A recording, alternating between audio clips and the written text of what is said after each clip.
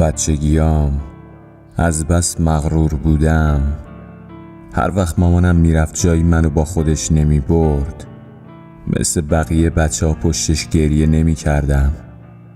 ولی به محض اینکه میرفت میترکیدم از گریه. بزرگتر که شدم رفتنهای زیادی رو دیدم، چیزای زیادی رو از دست دادم، اما هرگز برای داشتنشون التماس نکردم. ولی شبای زیادی رو توی تنهایی اشک ریختم و حسرت خوردم.